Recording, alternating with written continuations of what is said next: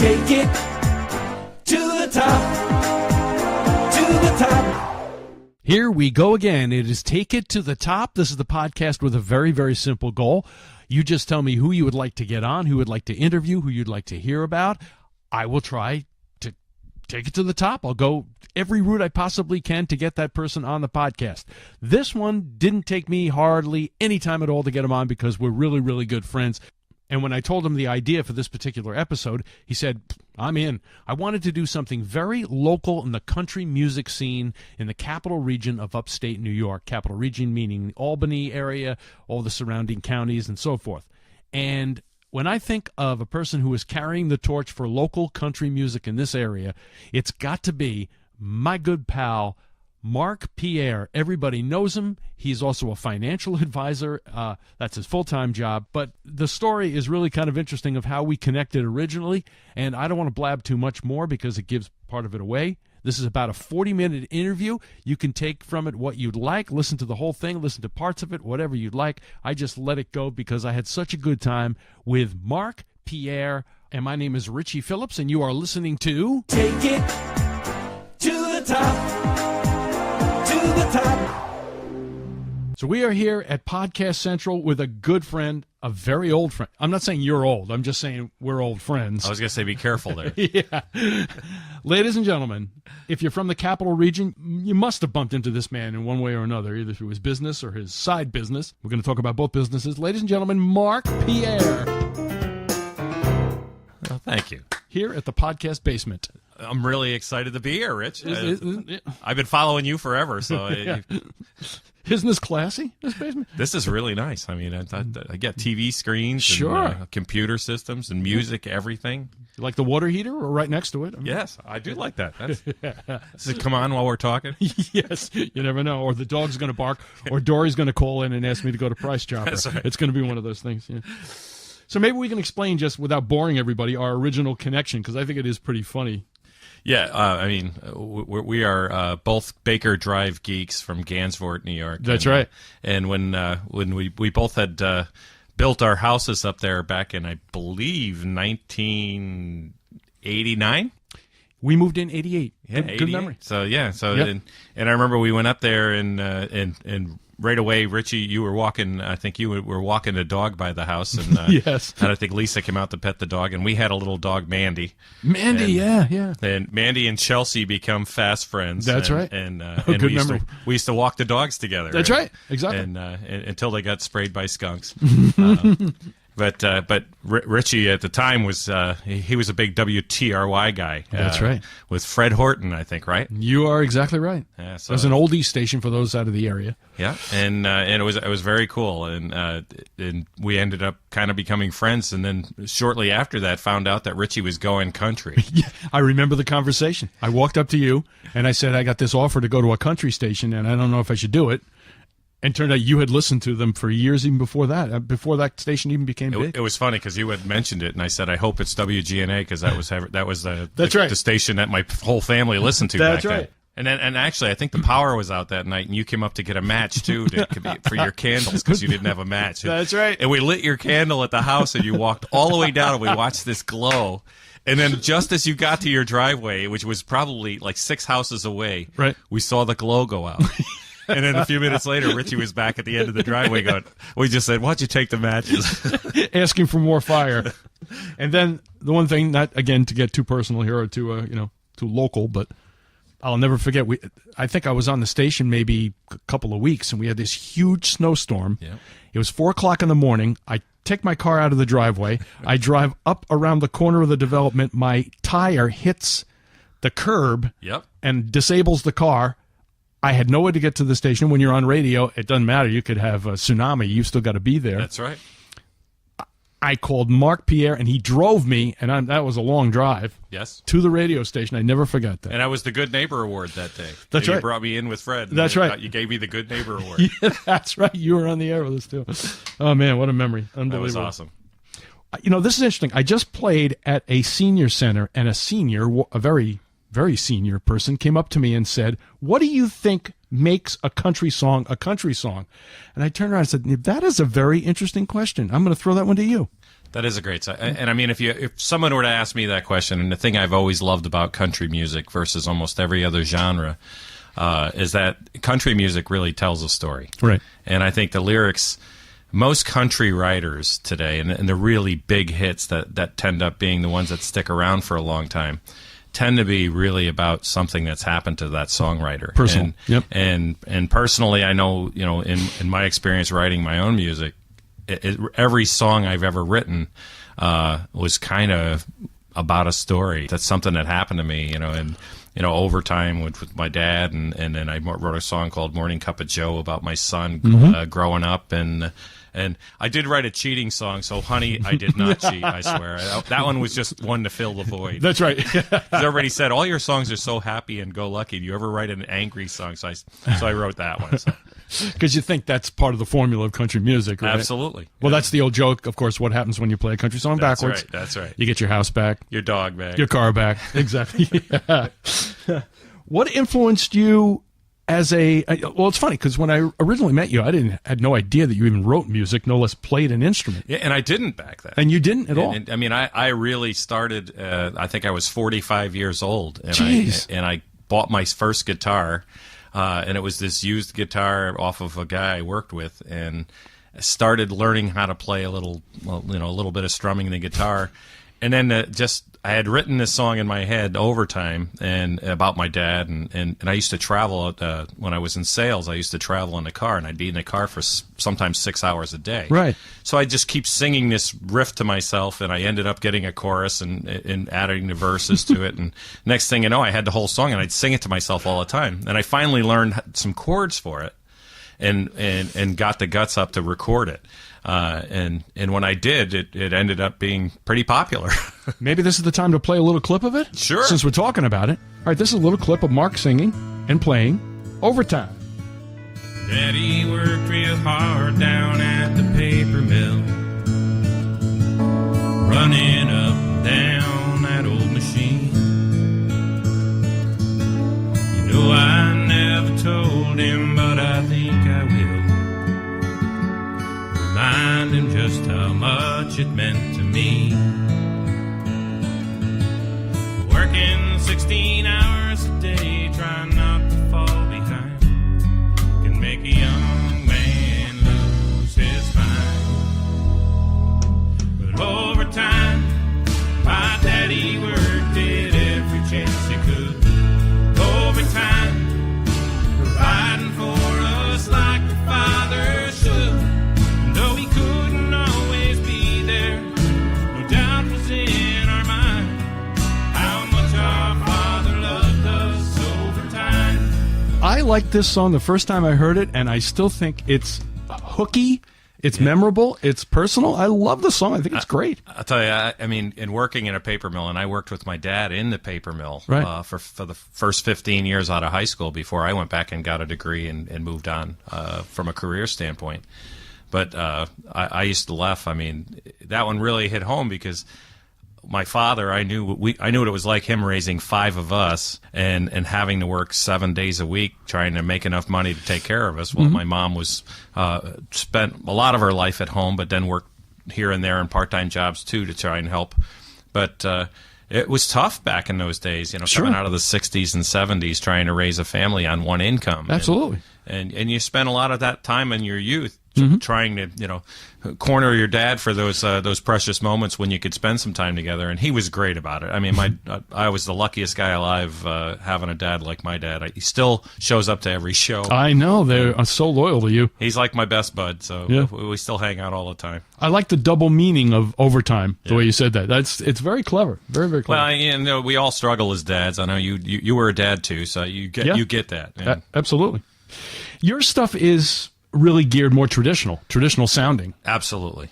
I grew up, I mean, I laughed. A funny story about me is I grew up in the great booming metropolis of Post-and-Kill, New York. And growing up in Post-and-Kill, right next to my mom and dad's house that they both moved to when I was 7 years old. And there was this little country bar next door called the Maple Point. And Russ and Rose Hansen owned the Maple Point. And every Sunday they would have these big clam steams, and they would bring all these families together. And it was the epitome of everything you would think about living in a little country community. And in that bar, they had this old jukebox, and the old jukebox had all the old Merle Haggard and Waylon Jennings and stuff. George Jones songs all on that. So we learned. My buddy was a grandson who was my best friend, Greg Hansen, and we used to go in the bar all the time. And we'd always play the songs off the jukebox. Well, later on, a few years later, they sold the bar. And the poor bar became a strip joint, which was my mother's worst memory of her growing up out there.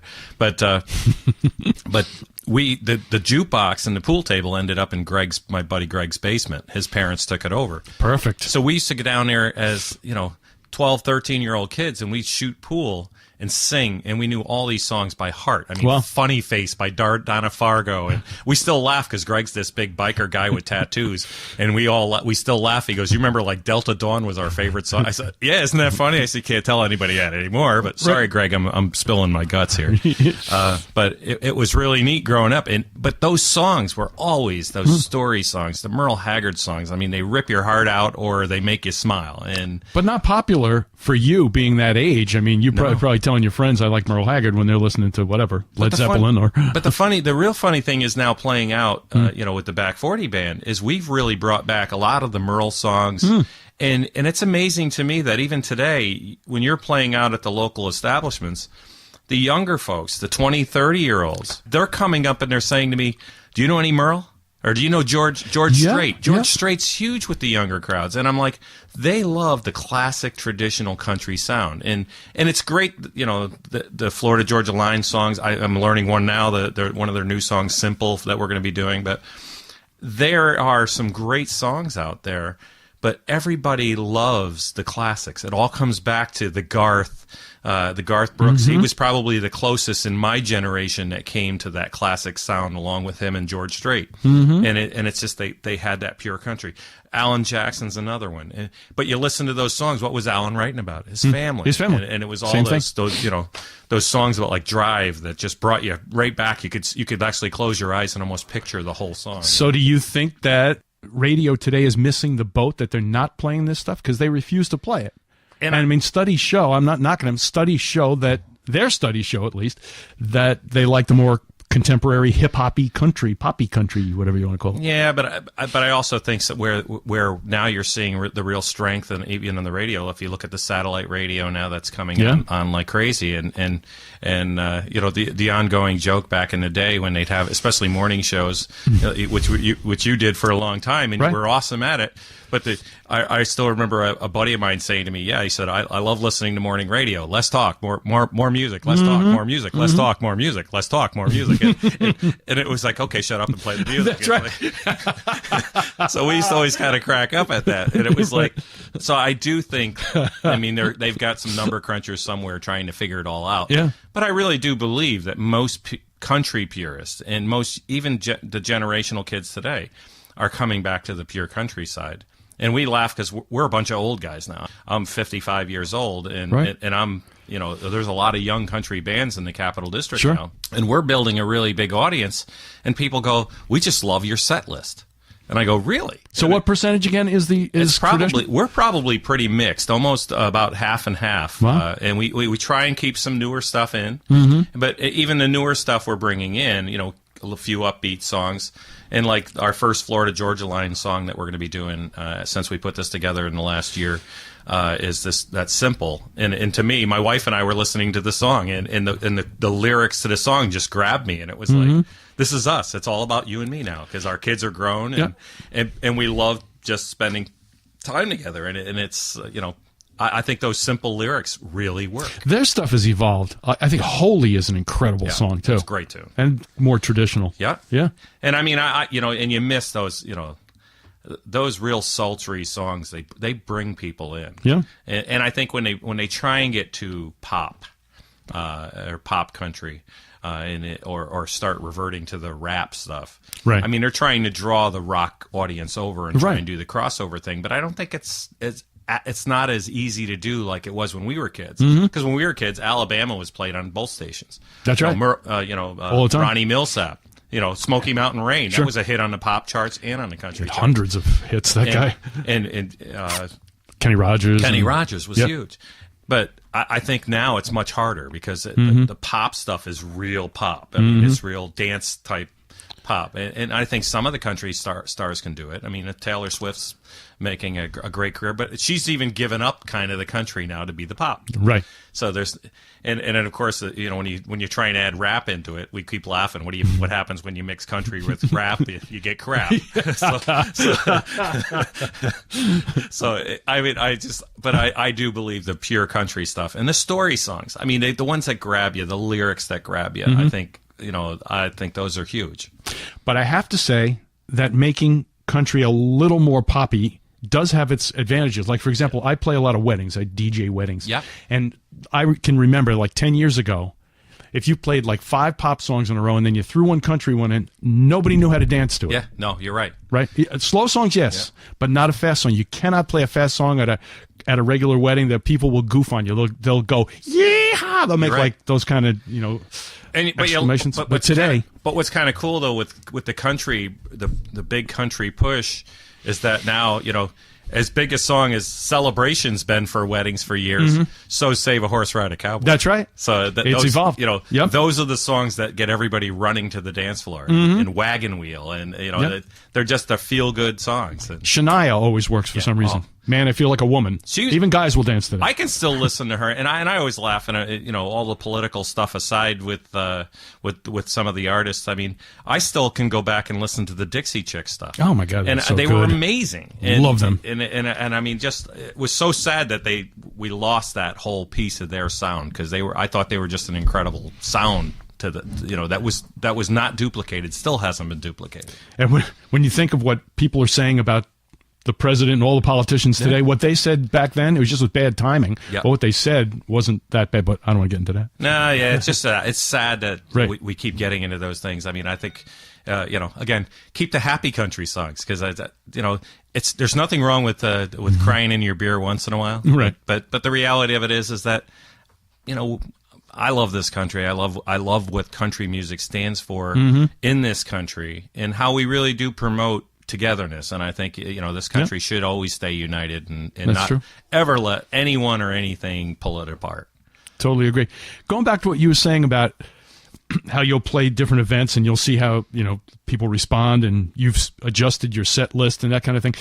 It brings me back to one point that I really wanted to make about local country artists, and that's why I wanted to have you on.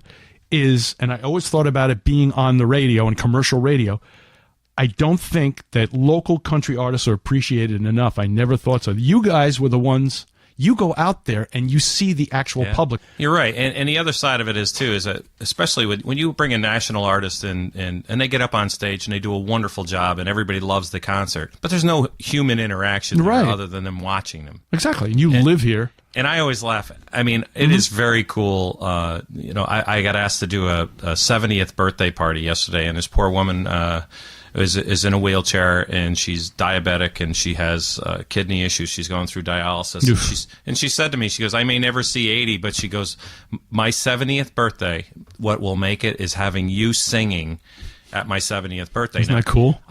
That weekend in September, I happen to be playing Friday night, Saturday night, Sunday morning for a charity event, and then from 11 to 1. And she said, my party, I need you from 2 to 4. And I go, I'll be there. Wow. And she goes, you will? And I go, absolutely. I said, I'm going to be there right around 2, though. So, but to me, it's like, if I can make that much of a difference in somebody's life, and you do, it's incredible to me. And just by doing something simple. Right. And some of these local folks, they really do see us as like the celebrity, which cracks me up, because, you know, I'm a legend in my own mind. No, you're a legend more than your own mind. But you're also the person who delivers the music. In other words, when you hear a song on the radio, I just lost my train of thought. Continue train of thought. You hear a song on the radio, you hear it maybe 10 times and it's gone. But I think you guys playing the songs in your own version at a party or whatever, just you guys are the sales people. Yeah. You continue the sales for because people will come up to you and say, I love that song. Who is it? Yeah. Bam, bam, bam. They go out and buy it. They do, and they download them again. Because I don't know about you, but when I'm listening to the radio, and all of a sudden I hear a song I haven't heard in a long time. Right. It's like, oh my God, I love that. That's song. right. And then you end up downloading it. So, it may be the 99-cent download now, but that's okay. Right. Exactly. When you write, Are you a disciplined writer? Do you try to write like all the time, or No, I know you're busy with your business. Yeah, too. it's funny. You know, I always get a thought in my head, and I laughed at, like, even that little cheating song. I wrote this song called "Somebody Said," and it's funny. An idea will hit my head and it'll stick with me, and sometimes it'll stick with me for like a week or two. So I have this little app on my phone that I can actually record some things, and I'll just sing what's coming to my head. Yeah. So I save it. And then a lot of times, if it comes back to me 2 or 3 times, it's like, okay, if it's really kind of stuck in my head, it would be stuck in somebody else. If it's keeping you up at night. And so I'll usually kind of store it, and then I'll kind of, things will come to me along the way. Like Overtime was probably a work in motion, about 6 months, putting all the pieces together. Because I think if you try and push writing too fast, then you're putting words in there instead of the thought or the story. It's forced. Yeah. And I think if you take your time and you really let it come together and let the song kind of take you in a direction where your mind is going, I think it just works better. And some of the stories, like, you know, Morning Cup of Joe was one of the other ones that, you know, growing up with a son named Joe. Right. And I happened to wake up that morning and Joe had actually said to me, someday you got to write a song about me. Because I wrote a My Little Girl song for my daughters and had a song for my wife that I had written. So Joe, when I wrote Morning Cup of Joe, I had woke up and I was flipping channels, and MSNBC was on in the morning, and Joe Kiernan there with the Morning Joe. All right. And I mean, I'm going back 10 years ago or 8 years ago, and all of a sudden I was like, Morning Joe, that's kind of a cool concept, and I like the way they did that. Sure. And I said, you know, every morning I wake up and my son comes down those stairs, and, you know, like the lyrics in the song, his hair's sticking up everywhere. You know, he comes in and he hugs me. That's my Morning Cup of Joe right there. And it's just you know, that whole picture in my mind. I can see him coming down and with his goofy smile, but he used to always come over, give you a hug, high five you, and that was the way you started your day. Well, let's play a little bit of the song then. Although you already gave away the plot. Sorry. This is Morning Cup of Joe. It was about the time that Joe turned 3, a cup of coffee there in front of me, when I heard this thump and down the stairs he came. As he scratched his butt and rubbed his eyes, the thing I couldn't realize is that we'd start each morning in our special way. 'Cause when I hear that thumping down the stairs with his hair sticking up in the air, he comes right in and he hugs me. The truth is that I just can't see how my day would go if I didn't have my Morning Cup of Joe. Sticks in my head. Yeah. It was just, you know, and I still, you know, I have a couple of people who come out to see us when we would do that song live, and one woman in particular, and she asks me to play it every time she comes out, and she cries every time I play the song. So it just obviously really hits home with her raising that son and seeing that goofball coming down the stairs. So He may not be named Joe, but he could be Morning Cup of Charlie. That's right. That's right. You know, I've gotten a chance now doing this podcast to talk to recording artists. One guy, a very successful, huge recording artist, Phil Vassar. It's just interesting to see their differences in the way that they write. Like Phil Vassar is kind of like you. He has stuff all over his phone. Like he'll be driving and you know, just turn the phone on and just has little snippets of stuff all over the place. There's another guy. He's a new artist. His name is Dustin Collins, out of Nashville. I guess he had the #1 downloaded song on iTunes. And he was saying that he writes a song every single day. Isn't that amazing? He gets up, he makes sure that he tries to write something every day, which I think has got to be tough. And his philosophy is you got to write 100 songs to get a good one, which is always has been a theory of some people. And then there's another guy, like, didn't interview him, but I just read an article about James Taylor. The way he writes, he'll go into a studio and lay down a piece of music. He'll just have the music in his head. I don't think he has any idea of what the topic's going to be. And the music will just sit on his machine or a computer or whatever for sometimes a year. Yeah. I think his last album, and you went to the James Taylor concert. I just did in Tanglewood last week. Yeah, and that new album, supposedly, he had the music laying there for a long time. He went to his cabin in Montana, literally in Montana. I think he said, I got to get away from my family. He locked himself in, and he wrote the words. There's just so many different ways of writing. And it is, and I mean, and everybody I think has their own style. I mean, and I remember years ago I was going down to Nashville to market some of my songs. Yeah. And actually you had given me the name of Billy Montana. And, Correct. And he ended up, what a gracious guy. I mean, he called me right back when I left him a message, and he was laughing, and he said his advice to me, and he goes, look, I've written a lot of songs, and he had, I think, 5 or 6 #1 hits now. Yeah. And he actually said to me, he goes, look, he goes, write songs about things that mean something to you. Because if they mean something to you, they'll mean something to someone You'll else. have a passion about it. And he was right. And I think the guys who are trying to write 100 songs, they might hit one. Right. And if they're really good lyricists, they're probably going to get some stuff done. But I really do think if you look at the majority of the major hits, that the ones that stand the test of time, somebody wrote that song about something special. Correct. And about something specific. And so I like those songs that really come from the heart, because I think the lyrics flow a lot better. Well, the only difference is this guy was under a contract, probably. And a lot of people are under contract. Exactly. They've got to come up have with to write something. 100 So songs a year. with the pressure, sometimes the pressure is good. It'll make you write something great. But otherwise, you could be writing some garbage too. Now, for those folks who don't know Billy Montana, he was in a local band here called Billy Montana and the Long Shots. That was years ago. Then he went to Nashville, became a songwriter, and I think, in fact, I know he got a song on Garth Brooks' album, Yes. well, his comeback album. The first one, and I'm trying to Can't remember think of the song. the name of the song, because I remember the No. video. The video had the rain pouring all over him while he's eating a sandwich because somebody broke up with him. Yeah. But that song went #1. I think it was the first release off that later album. That's right. It was Garth's comeback song. But he wrote "Bring On the Rain" too for Jody Messina, which still to this day is one of those ones I get goosebumps every time I hear that song. Yeah. And just he's written, and "Suds in the Bucket" for Sarah. Everything. That's right. Suds in the Bucket. So And his son is in country music. yeah, Yeah. Randy, right? Randy Montana. Yep. Yeah. So And then we also talked about another local artist here, Eddie Kilgallen. Yes.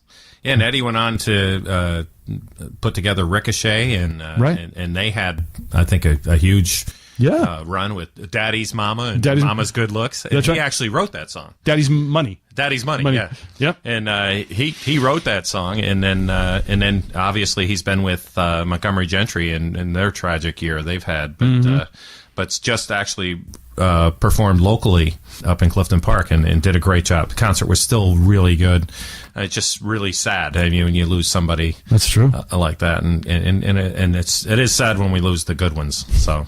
And a lot of great, going back to the music, a lot of great local talent. I remember when Eddie Kilgallen called our radio station, it was when Dale Earnhardt died. Yeah. Or maybe shortly after that. And he said, I've written a song. I'll just play it for you guys. And he played it for us over the phone. And we're like, oh, my God. Yeah. It was such an incredible song. I don't know whatever happened to that. And used in a video somewhere. But he's written, I mean, he's talented. I was cracking up because I don't know if you... I used to watch Duck Dynasty. That's one of my faults in life. Doesn't make you a bad person. But really. it was funny. They released a Christmas album, Oh, yeah. and there was this there's song on their Christmas album that became one of my favorites of the Christmas album, which was Camouflage and Christmas, but it was about a guy serving overseas at Christmas time, Oh, okay. and it was a very sultry, really but great song. Yeah. And the funny thing is, I found out later Eddie Kilgallen wrote the song. Oh, no kidding. And I'm like, unreal. I said, so the talent does rise. Yeah. It really does. And it comes from this area. Yeah. I just shouldn't have waited until I was 45. That's right. Going back to when you went to Nashville with these songs in your pocket, Yep. and you started knocking on doors. Give us a little bit about that. How did that work out? That was really cool because Billy Montana helped you. Yeah. Well, he kind of gave us some guidance, and Ace Parkhurst, who helps co-write a lot of the songs with me, lives down in Albany, and he's got a little recording studio and helped me out a lot. And Ace knew a guy down there, and the guy had this recording studio, and he was a mastering engineer down there. And when we went to his house, he did all of his mastering in his house. And we walk into the studio. His wife goes, "Oh, come on in, come on in." So and I think his name was Joe Palmasio. And we walk into Joe's recording studio, and he had these mastering speakers that were marble, and they weighed 800 pounds apiece. Because he said, "Well, you can't have distortion." I'm like, "Distortion? You got a hernia from moving them." But You can't steal them. right. So, but he brought us in, and all of a sudden the phone rings, and his wife comes in and goes, "Honey, that's Jewel on the line." And he goes, "Oh, I got to take this when I'm working on a project for us." Oh, Jewel. So he starts talking to Jewel, and so Ace and I are walking around the room, and he's got like 4 Grammys sitting on his shelf. Wow. And we're like, "Wow, this guy's like the real deal." So then the guy gets in his little chair that looked like the throne. He was the king of his little castle, Yeah. and he played my CD on these beautiful speakers. Whoa. And I'm thinking, very humbly for a few minutes, that wow, this is pretty cool. I mean, this guy got a Grammy for mastering Ray Charles' greatest hits. Oh my God! And I'm thinking Ray Charles songs went through these same speakers and system, and here is mine on this guy's thing. And the guy even said to Ace, he said you did a really great job mixing this stuff, and he liked the songs. And I mean, nothing really has come out of it yet, but for me as a songwriter, if I'm 75 years old someday and my grandchildren pop out a CD and pop it in and say, "Oh my God, Pops wrote this," Right. that would be the biggest compliment in the world. No, that's good. Those things will last forever as long as they're recorded somewhere. And That's thank true. God I had the things recorded that I've written. So Right. You're not trying to make a career out of it right now, as far as it would to be become great. to become a celebrity. Right. Right. And I always said I'm too old to get in a tour bus and travel around the world. And the day job has treated me very well. So I don't really. I'd love to someday continue to write, and it would be a dream to get something published someday. Mm-hmm. But even if it just stays just my stuff and more personal, I'm fine with that because I'm happy with the way some of the stuff has come out. Oh, it's great stuff. In fact, reading an article about Billy Joel. Billy Joel never really wanted to be a celebrity or a performing artist. He wanted to be a songwriter. Yeah. It just so happened that I guess maybe at one point he felt he sang the songs better than anybody else. And back to that conversation with Billy Montana. Yeah. One of the things he had actually said to me on the phone that day, he goes, "You want to be the songwriter?" And I go, "Really?" He goes, "Mark," he goes, "I still get paid very well for when these songs become popular. And once you're a songwriter that has something published, then people look for more from you." And he said, "But I can go to the grocery store and nobody raids me in the aisle." He goes, "I can go out with my family on a camping trip and nobody's going to bother me." He goes, there's a price to pay for that celebrity. So Sure. I'd love to find out what that price is, but no, I mean, honestly, I'm a realist, and I love performing, and I love the reaction I get off of the local folks, and it would be cool to sing someday down in Nashville, and maybe I'll bribe some guy to let me do a set someday down there, but it is fun.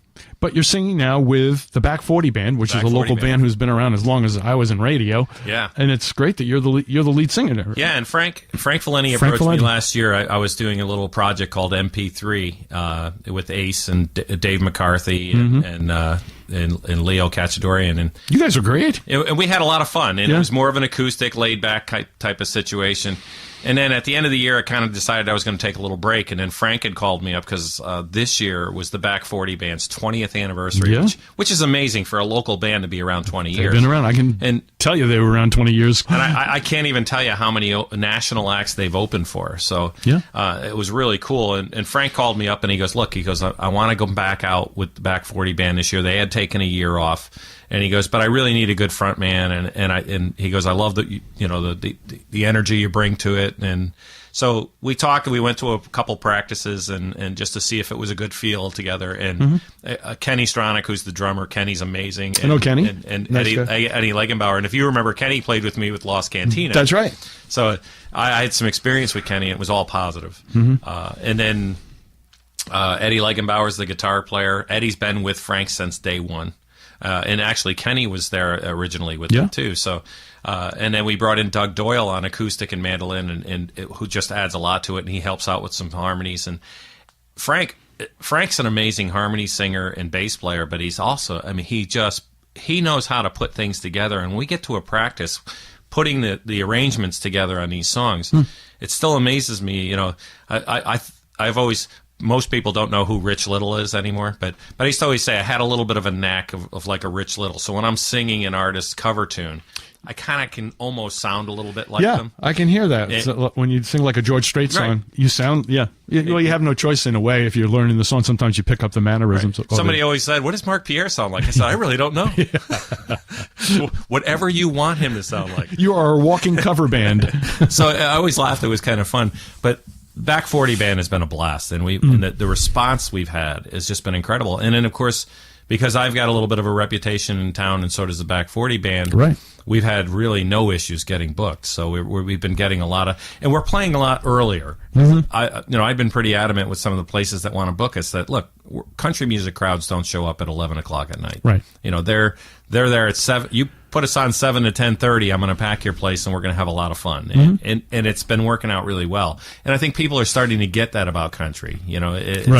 That we have an audience, but our audience isn't going to be it isn't always going to be the crazy late at night 10 to 2 type of crowd. It's more that younger crowd, and we've been having a ball with it. I think a lot of clubs aren't doing the 10 to 2 anymore, right? I mean, I always said to people, what good happens after midnight? Right. Unless you're home. So where are some of the places that you're playing? Like this weekend, we're playing in Powers Park in Troy, and I love the park circuit, and we're going to be playing Freedom Park in Scotia. Oh yeah, right here.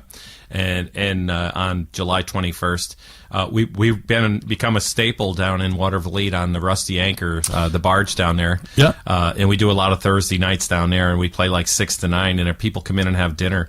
But we've been packing the place every time we play, and I honestly think I must be doing something right with the man upstairs, because I think in 2 years, and I'm going to say this, and it's going to rain the rest of the year, but in 2 years, I don't think we've ever had a rain date. Amazing. So we've been really blessed, and the weather's been great, and of course this summer we've had great weather up here, so the outdoor things have been great. I know this weekend we're praying for sunshine on Saturday. We're not supposed to get it, but I like the parks, and I love getting kids out. I mean, and playing in front of kids, and I think that's one of the things that the sad part when you're playing the bars and those places, they can't see it. They can't see it, right? And the kids love the music, and I think, that's the one part, the local music scene. I'd rather try and inspire a few people instead of waiting till they're 45. That's right. Start this young, pick up a guitar, pick up a keyboard, because now with the internet on YouTube and these places, you can learn anything in a very, just taking the time. And you're an amazing piano player. Oh, thank you. And, probably the best I've ever seen. Oh, thank you. But, I mean, we didn't have that. If you start young, yeah, I know, it's so much easier. The tools. My 55-year-old head has a really hard time wrapping itself around a B minor. Well, Phil Vassar, who I talked to, I didn't realize he didn't even know the piano until he came to Nashville. Yeah. He came with all these songs, and he said, I always had to, count on somebody else playing the piano. He said, I started taking some lessons. I'm like, you didn't learn that until you were way into adulthood? I mean, he can play. Oh my God, it's just amazing. Well, and I think, and that's the other thing, is that I think music is a craft. And I think just like vocal singing is a craft, and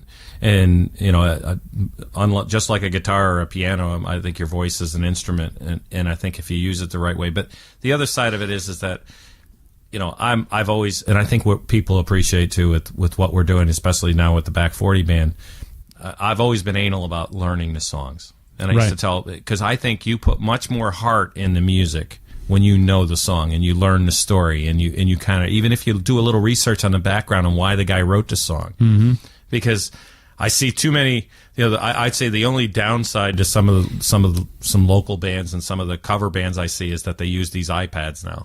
I was just thinking that. I'm amazed. I've watched you sing 3-4 hours. You don't ever look at anything. And I mess up the words all the time, just people don't know. No. Because you just keep singing. Yeah, but very minor mistakes. It's amazing you remember all those. I use an iPad. But I always say when you're playing out, it's hard to get the feel if you don't know the words. Right. And it's I know it's an easy way out if when you're learning, sometimes we're playing a 4-hour gig, you got to know 48 songs. Right.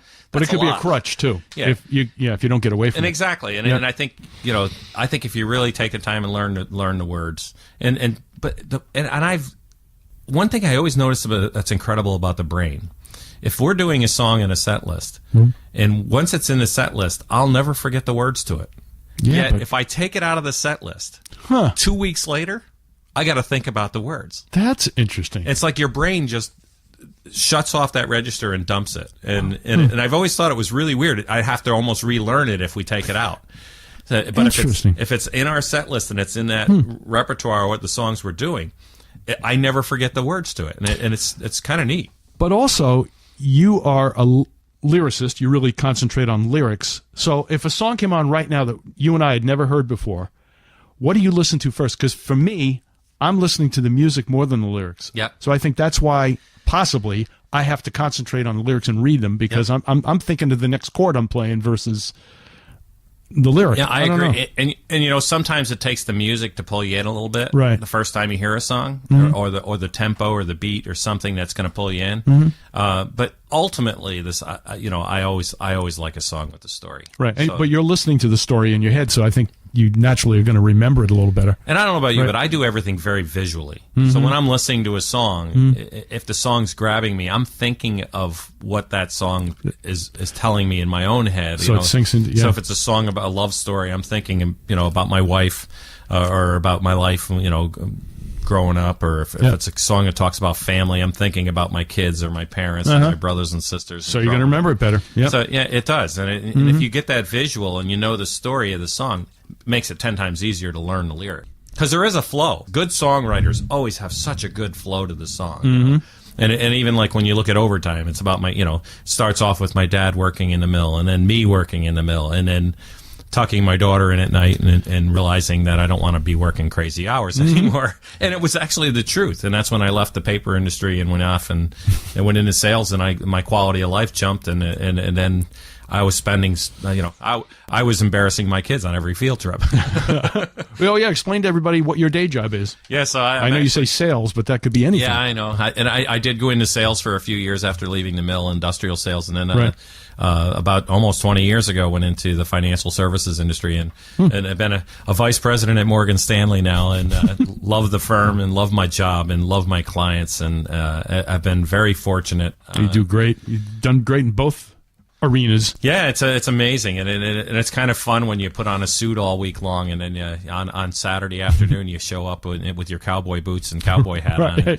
on. And I've actually had instances. The funniest one was a place in Malta we were playing, and I had a couple that were clients came in and sat down at a table, and they're having a drink, and they're coming to listen to the local country band, and they'd been clients of mine for like 10 years, so they knew exactly who I was. But I had my black cowboy hat, my boots, and I was dressed up like the cowboy, and I got up there and we sang the first set, and I'm watching their reaction, and they were enjoying it, and I'm thinking, this is the little pressure, Right. And I'm thinking they must have known me, so I walked over and I walk up to the table. I said, so I didn't know you guys were country music fans, and they looked at me and they go, Mark? They didn't know? They had no was clue you? it was me. And it was like, this is hysterical. That's I said, great. but they were enjoying the music, so I said, that's the best compliment ever. And they go, you're great. I was like, thanks. I was like, so that was kind of fun. So you never mentioned to them, obviously, that you were even in a band, and they didn't know. No, because I mean, it's like anything else. When you're in my business, you just don't know how they're going to take it. Are they going to think I'm a goofball because I'm Right. out there singing country music, or are they going to think it's kind of cool? And, Right. And the funny thing is most people think it's, everybody has a hobby.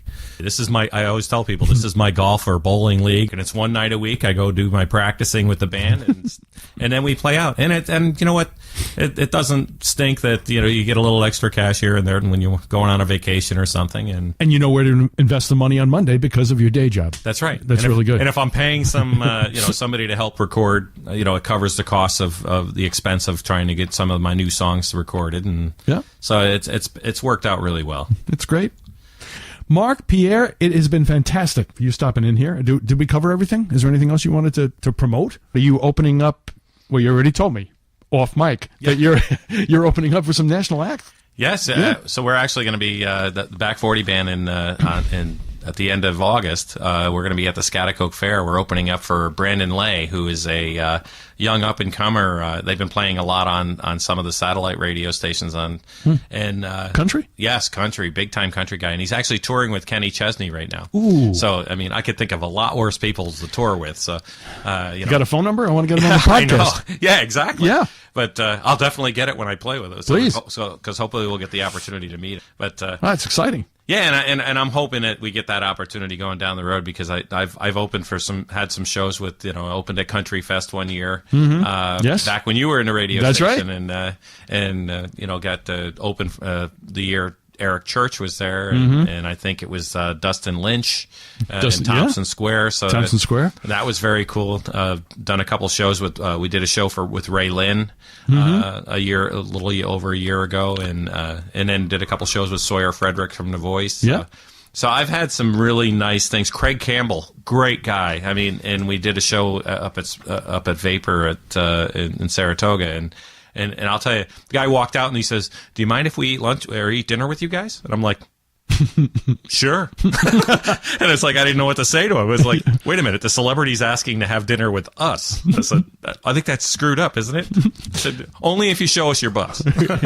Well, and I'll tell you, when you open for some of those acoustic shows, especially, what you find out is that these guys are famous for a reason. I mean, when they sing, Craig Campbell's voice is like pure butter. I mean, the guy is just so smooth and so sultry and can sing everything. I think he even did a couple Cheap Trick songs. But guys like him and Mo Pitney, when they show up, Mo Pitney's great. You just know why they're so good, because you sit there and everything is, they never miss a key. The voice is smooth as silk, and they're singing 5 nights a week. Yes. I mean, I know what it's like doing one night. When you're doing 3.5 hours, I can't imagine doing 2-hour shows 4 times a week or 5 times a week. I mean, obviously, that's an amazing feat. And I remember from the morning radio years, we'd have these stars come in, and you could always tell, now that's a pro, because it's 7 o'clock in the morning and that person's not out of tune. Yeah. I mean, they could sing any time of the day or night. Well, those are always. I used to like the radio shows when they'd ask me to sing a song in the morning, because then I could do the Johnny Cash stuff, because your voice is always a little deeper in the morning. Right. Even if you got a girl come in, she could do Johnny Cash at 7 in the morning. Because if they ask you to do that at 3:30 in the afternoon when you've been talking all day, then you just can't hit those notes anymore, because your voice is actually it's like a muscle. It gets tired too. So I remember we had Carrie Underwood came. She was singing at the Times Union Center, and she came in at 1:30 in the afternoon. I had done the morning show. But Kevin Richards, who was doing the midday show at the time, he said, I'm going to be interviewing Carrie Underwood. You want to come back and just watch it? I said, absolutely. So I came back. It was, like I said, about 1:30, 1:45. She walks in. She sits down at the microphone, and she looks at us, and she said, "Boy, you guys get up early." I looked at Kevin. I'm thinking to myself, she got out of that bus, probably didn't know what time of day and night it was. Nope. That's what you have no idea what those people go through. No. Well, and then how many people have you had your picture taken with? I mean, you have met unbelievable number of. You want to see it on my computer? Country music stars. It's incredible. That's why I always say to people, I don't need to know all of them. I just know you, because you've had your picture with them all. So I am getting my picture taken with them through osmosis. Yes. Well, we went to the Country Music Hall of Fame, because I now have relatives that live right outside of Nashville. So we went to visit them. This was only about a year ago, and I didn't want to be that name dropper guy like with the rest of the family, but we walked in and they had pictures all over this one room, and I swear I've either met or just had some experience through WGNA with all of them. It was incredible. I didn't even want to say anything to people because they wouldn't believe it. Well, how many years were you there? 29. 29 years. I mean, how many people are anywhere 29 years? Well, so that was an incredible feat. You should be proud of that. Well, they stopped paying me 10 years ago, but I still kept coming in. Just showed up, sweep floors. That's right. I remember the first concert was Randy Travis, the first thing I ever introduced, and he walked right up to me. This is like the first star I ever met. He walked up and he goes, "Can you tell me where the bathroom is?" That was my most exciting experience, right. Showing him where the bathroom was. And you just nodded and pointed, right? You couldn't even speak. I couldn't even speak. Well, Mark, thank you so much. What can I say? My pleasure. I mean, Rich, you have been an icon in this area for a long time. Well, thank you very much. So I'm proud to be part of your podcast. I hope you get 1 million listeners, and I know they won't listen to this one, but sure. I'm going to steal your listeners. What do you think I have you on for? But I know my friends should be listening to this, because you are an icon in country music in the upstate New York area, and hopefully soon with your podcast, some folks outside of the Capital District will get to hear you too. Well, thanks. The name of my podcast is Take It to the Top, and I just did. The top of the local country music scene and the financial scene. That's right. Mark Pierre, ladies and gentlemen, thank you so much. You're very welcome. Talented man. Really enjoyed talking to Mark. That about wraps it up for this edition of Take It to the Top. I've got all kinds of guests lined up, local, national. I'm even working on a couple more country artists. And speaking of country, I have an idea to go on the road a little bit here and there and everywhere and do a country piano bar meaning I just bring my, it's a low-tech piano bar. I just bring my electric keyboard, set it up, we put some chairs around it. We can do this anywhere. If you know of a venue that would be interested in doing a one-nighter, maybe we could do part of it for a charity at some point. I can do some parodies for charities. Shoot me an email, richie1077@gmail.com. I'd love to come out and do a little piano bar. I've got a little shtick already worked up. I've done a couple of these in the area so far, and I'd like to kind of take it to the outskirts of the capital region. And repeating again, if you have a guest that you'd like to hear on the podcast, let me know about that too. And I, your humble podcasting servant, will work as hard as I can to take it